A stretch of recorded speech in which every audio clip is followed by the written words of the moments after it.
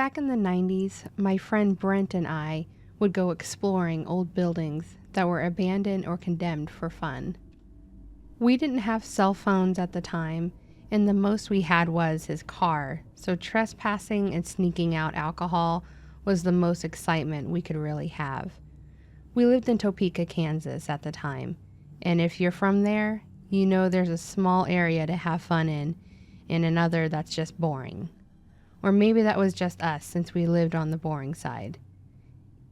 Either way, this was our idea of fun.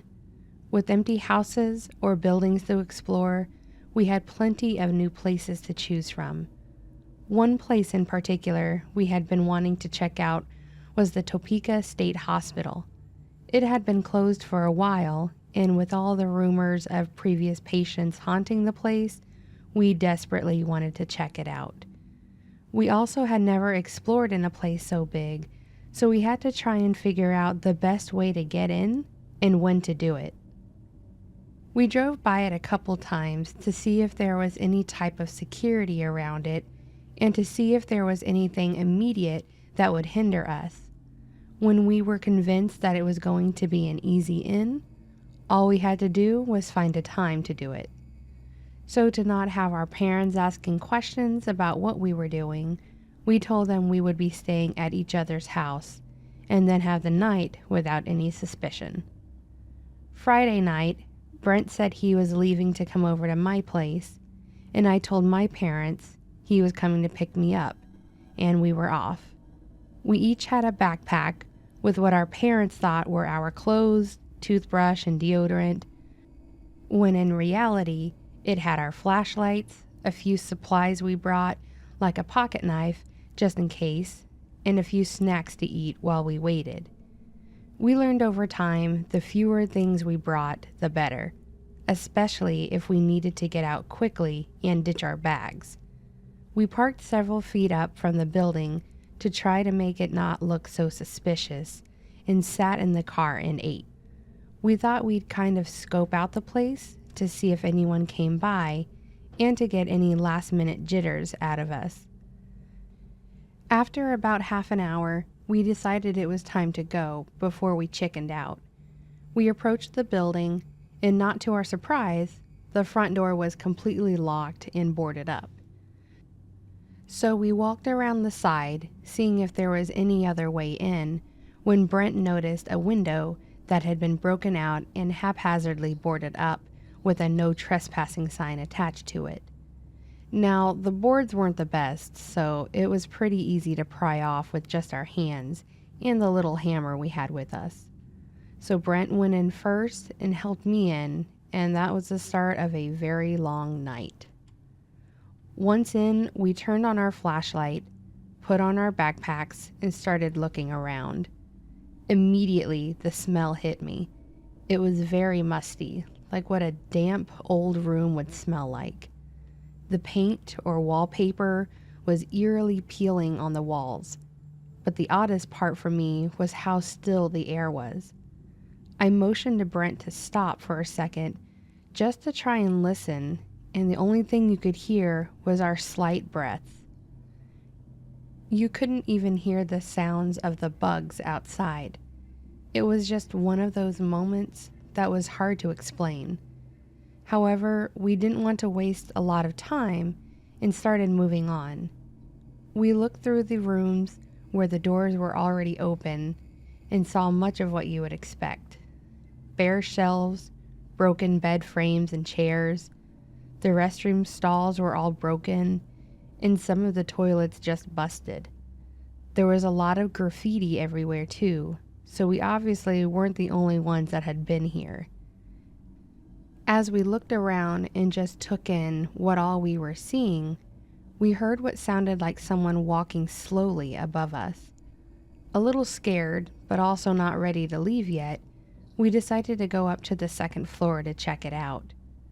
The stairs were not something I'd want to walk on more than once, but the railing seemed sturdy enough. We made our way up there to see more of the same. Creepy, dark hallways, spray-painted doors and walls, and those yellow file folders scattered on the ground. While here, We again heard more footsteps, but nothing else with it. We were just about to head to the third floor when Brent turned around to look down the hall again that we were just at. Nothing there again. We got this far without anyone showing up, so we wanted to get all the way to the top. We climbed the stairs to the third floor, where we were greeted with the door slamming this time. I think Brent was a little fed up at this point, with us both not being fazed by ghost stories, or at least not willing to admit it, so he shouted out, "We are not here to harm anyone or anything." After wincing at hearing him unexpectedly calling out, we waited in silence, but heard nothing, not even the footsteps. We both looked at each other and let out a quiet laugh and continued on. Looking around the rooms, I saw some really old clothes that looked like they had been disintegrating over time, just sitting in the corner of a room. In the same room, I started smelling sulfur. It was almost like there were fireworks going off right in front of me. I walked out of the room quickly and across to where Brent was, who claimed he didn't smell anything at first. I brought him over to the other room where he could then smell it. As we started leaving the room, though, the door to the room he was in slowly closed. As I mentioned earlier, there was no airflow in the place. It was still. So there was no way a draft blew this door shut. We stared at the door for several minutes when we started hearing the footsteps again, but then they seemed to be quicker than before and getting louder. We walked over by the stairs slowly and waited. That's when I felt a really cold breeze brush by my back, and I very clearly heard the word "out" whispered in my ear. I was done. I took off downstairs, Brent following right behind me, and when I got to the bottom, I leaped out the window we came through and waited as Brent crouched down to do the same. As he was doing this, it sounded like someone was running towards us. I yelled at Brent to hurry up when he nearly dived out the window to get out. We quickly took off towards his car, not caring if anyone saw us, and just sat in the car, staring at this place for several more minutes to calm down. After a while, we both asked each other if we heard the voice, and that's why we both started running. So at least I know I wasn't the only one. As mentioned, I didn't really believe in the paranormal, but after that experience and reading more about what took place there, I can definitely believe former patients are sadly trapped in there. Brent and I still remember this, but we have not told a single person about it, but have kept this as a personal experience that we will never forget.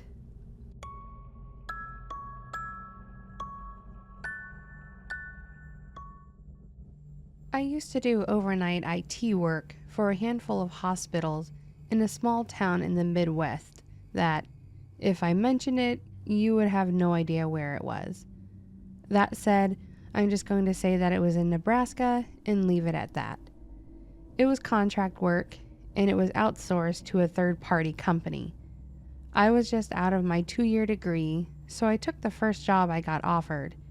As previously stated, that first job happened to be a contract-to-hire position doing the third shift help desk for a group of hospitals.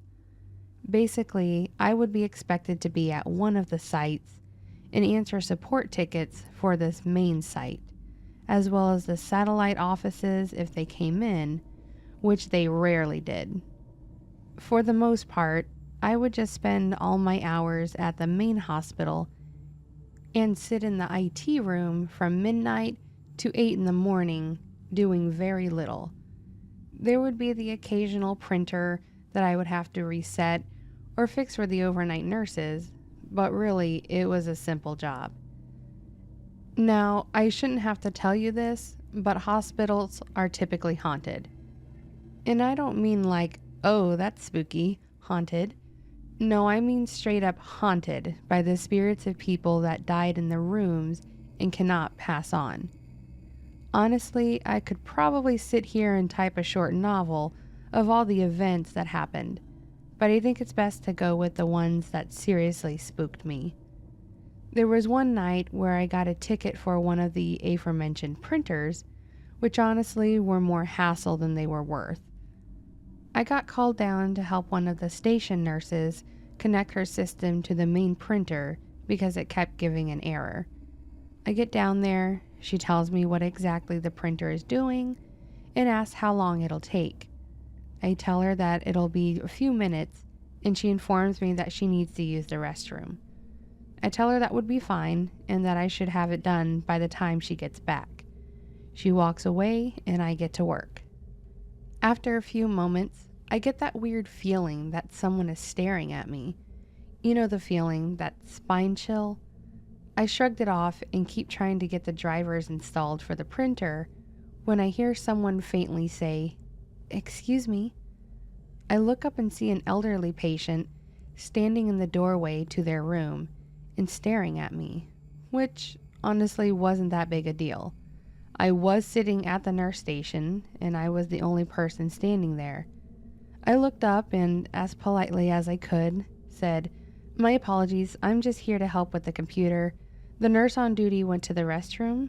I'll let her know that you need help as soon as she gets back."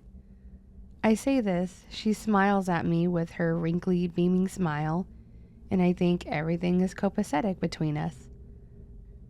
I sit back down and start back into getting the hunk of junk back to a functional state. After a few moments of me working with it, I get it to connect and it starts spinning up as the spooler pulls the jobs. I patted myself on the back for another successful night and leaned back in the chair. I glanced back toward where the elderly lady was and saw that she'd closed her door. As soon as I noticed this, the nurse on duty comes back. I stand up and let her know that everything is working again and that it looked like it wasn't going to cause her any more trouble, and then I motioned toward the room where the patient was and informed her that the nice old lady needed some assistance. When I said this, her face literally went pale and she asked me which room. I pointed to the room with the door closed and told her that one. She then asked me to describe the old woman. I laugh and tell her that she had glasses, short white hair, looked to be in her 80s. As soon as I tell her this, she shows me what it was that she printed. It was paperwork that she needed to fill out for a recently deceased patient. The picture of the patient was the woman that was standing in the doorway. She then tells me that this patient had passed away earlier that evening and that they had just cleared her room. Obviously, I thought she was pulling one over on me and playfully told her to knock it off. She stared at me with a deadpan stare and walked over to the room, then opened the door and motioned for me to look. I reluctantly did, and sure enough, it was empty. The room was sanitized, everything was clean, and the board was blank. Honestly, that kind of ruined my night, and I just grabbed my laptop and went back to the IT closet. I didn't really want to deal with people after that one. Beyond that, and probably one of the other nights that scared the hell out of me, there was one evening where I was in the closet with one of my new coworkers that I was training. This was a year later, after I was hired on full time, and I was actually training this person to be under me. I had already explained how things worked, and he was sitting there going through the HR video training, and I was probably on Facebook just waiting for a ticket to come in, so we had something to do. We were literally just sitting there in the quiet hum of the servers when out of nowhere, the lights in the server room shut off. My mind immediately went into worst case scenario. I thought that the server room lost power, which would have been bad. Server room losing power means that the servers may shut off and we may have to manually check them all to make sure they turn back on with the emergency power and that there were no errors. I look around and see that the server rack still has green lights on it, which means that they were all good to go. I told the new guy to wait there and I got up to go and see if the rest of the hospital lost power. When I got to the door, the switch was off, like someone had legitimately turned it off. I shrugged it off and flipped the switch back to on. The newbie asked if everything is okay, and as soon as I start telling him that it was nothing, the lights seriously flip back off. I slowly turn around, turn them back on, and start to walk backwards, back toward the desk, and I seriously watch the light switch slowly move from the on position to the off position. It was like a really weak person was slowly pushing it with one finger, just nudging it slowly, slightly down until it was off. This was enough for me, and I told the new guy that we were taking a lunch. He laughed and asked what was going on, and I told him that, at that exact moment, we were going to leave the server room and go down to the cafeteria to take a lunch. I had no idea what the hell kind of spirit was having fun with us that night, but I wasn't going to agitate it any further, and I decided to just let it have its way. We went down and had lunch, then went back up to the server room. When we got there, the lights were back on, and they didn't turn themselves off after that. And while that may not be creepy to some people, it seriously freaked me out. Mostly because I was well aware of how haunted that hospital really was.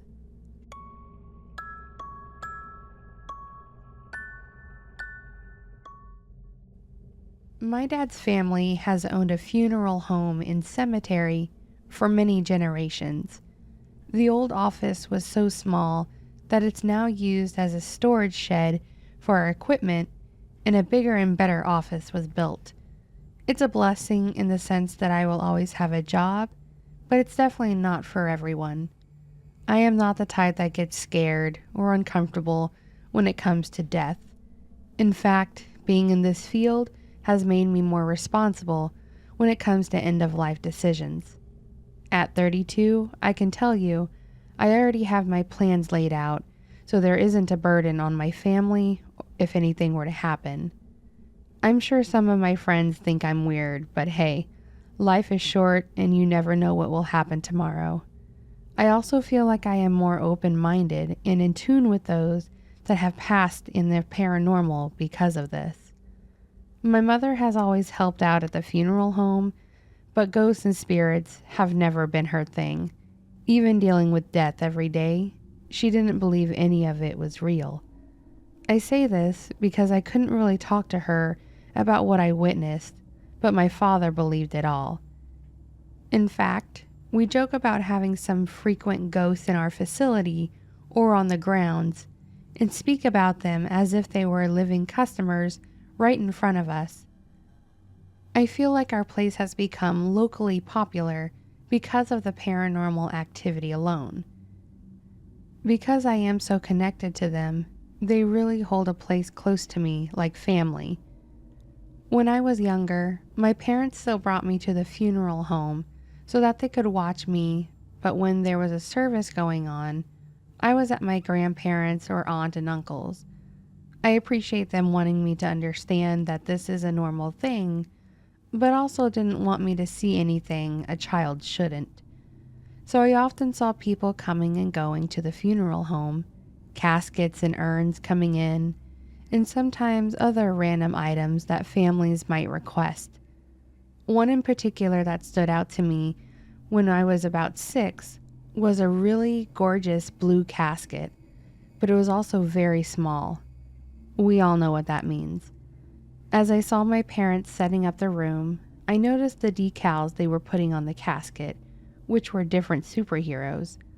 My mom had explained to me that it was for a little boy that really liked them, and his parents asked for his final resting place to look like his room. So they dressed it up just as they wanted.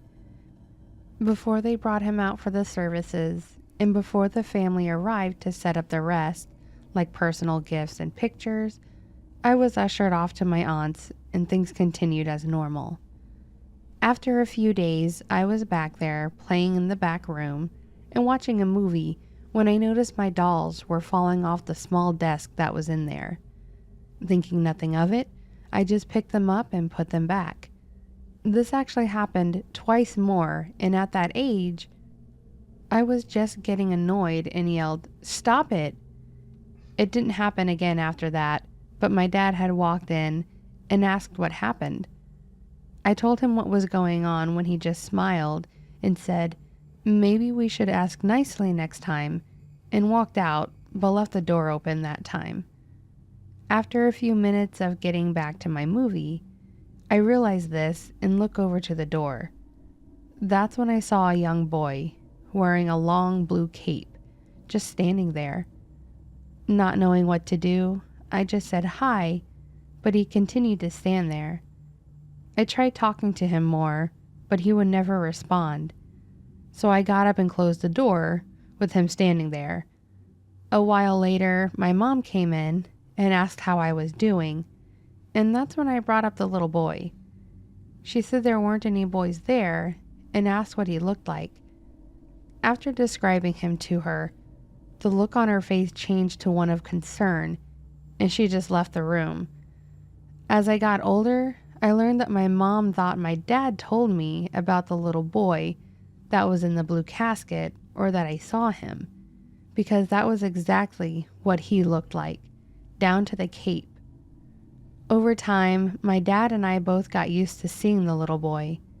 He became a bit mischievous at times, as just like my dolls, things would get moved, go missing, only to reappear right where they last were, or they would just get knocked down.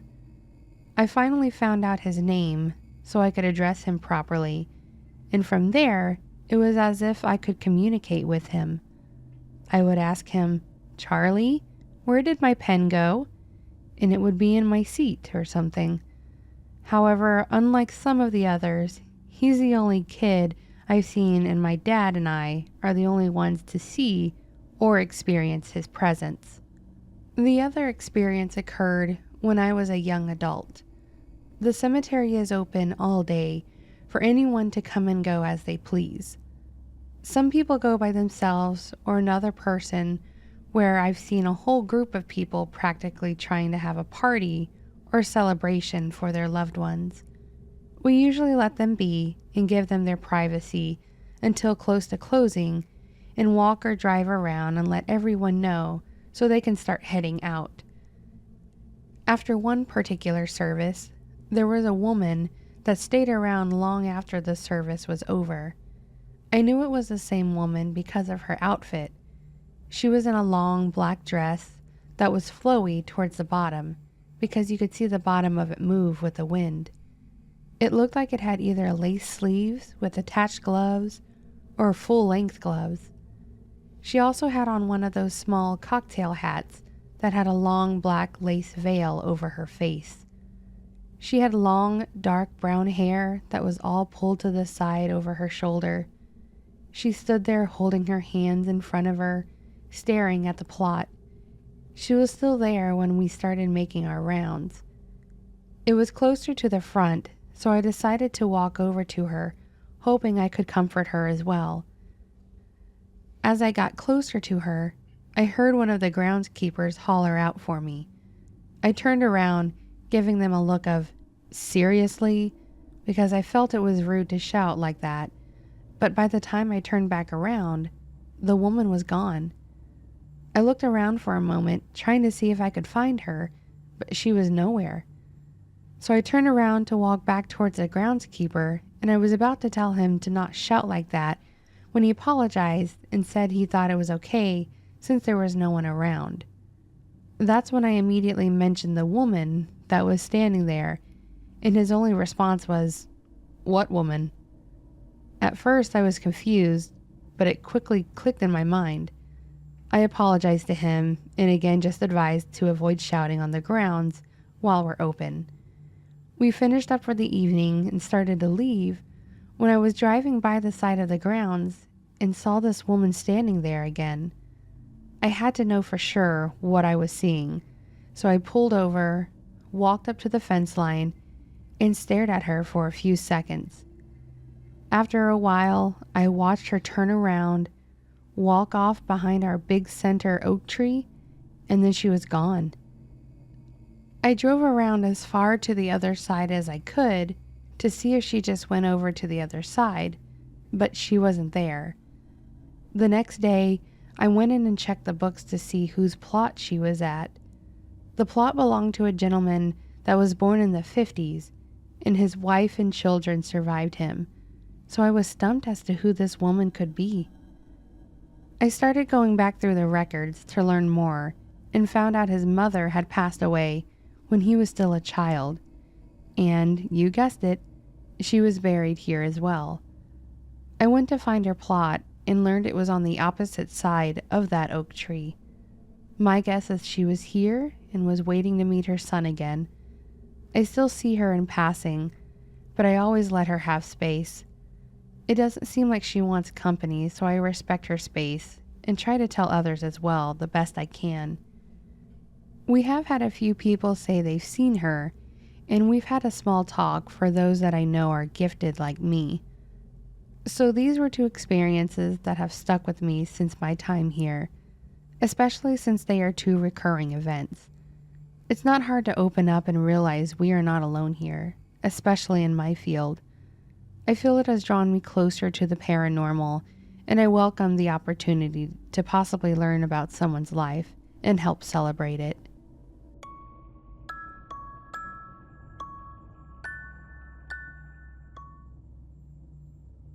I work a really weird shift at a big corporate warehouse that is open all around the clock, and as such, I usually work until around 2 in the morning. Obviously, this really screws up your sleep schedule and can be incredibly stressful in the long run. The job doesn't matter.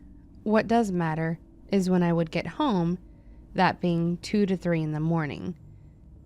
At the time that I was working this shift, I was renting a really small house from my aunt that was actually owned by my grandmother when she passed away. It was the smallest house I had ever seen. Literally 1 bedroom, a kitchen, a bathroom, and then a tiny dining area living room in one. It then also had a basement that was a single room with the washer and dryer hookups, and that was it. I've had friends that lived in apartments that had more square feet than this house did, but it's neither here nor there. So, as mentioned, my grandmother lived in this house at the end of her life, and I'm pretty sure that she was there even after she passed away. For the years I knew her, my grandmother was a bit of a joker. She liked to play little pranks on people or poke fun at people, and she knew how to hit you with insults that left you in tears because of how funny her delivery was and how much it hurt you inside. She could have been a stand-up comic had that been a major thing when she was young, but instead she just cracked her jokes at us that loved her. Hell, I'm pretty sure her dying words were, "It's about damn time. I was ready 20 years ago." That's the kind of person she was. It's because of this attitude that I'm pretty certain she still resides in this house. The first time I noticed something was up was one night when I had come home from work at around 2 in the morning. I got home and I was seriously hungry, so I decided that I wanted to make myself an egg sandwich. I remember that specifically because it was something my grandma always made when I was little. Obviously, egg sandwiches are basic, and there's nothing special about them, but as I was making it, I started talking out loud about how much I missed being little and how much I missed my grandma making them for me. No sooner than me making this comment, I hear a smash on the floor next to me, and one of the eggs from the carton had somehow managed to jump out of its case and onto the floor. I remember that happening and me just looking at it and yelling, "Dang it, Grandma, now I need to clean that up." And again, as soon as I mentioned that, the roll of paper towels fell onto the floor from the counter. It was at that point that I was certain that was her messing with me. Mostly because I know exactly what joke she was making. When I was a kid, I had accidentally dropped an egg on the floor, and I remember her yelling at me about how she had to clean it up. It was just too perfect, honestly. I was saying that I missed her making me food as a kid, and she decided to mock me by doing to me what I did to her when I was little. I cleaned it up, and the whole time I was just laughing, thinking about her, and telling her that I missed her humor and whatnot. I'm going to be completely open about this.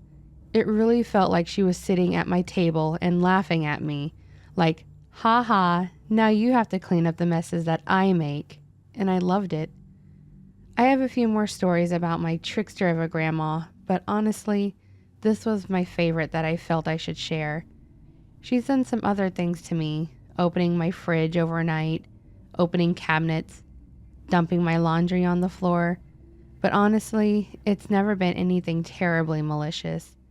Just my grandma being herself in the afterlife. It's actually kind of nice to be reminded frequently that she is still around me, even if it means I have to constantly be cleaning and picking things up.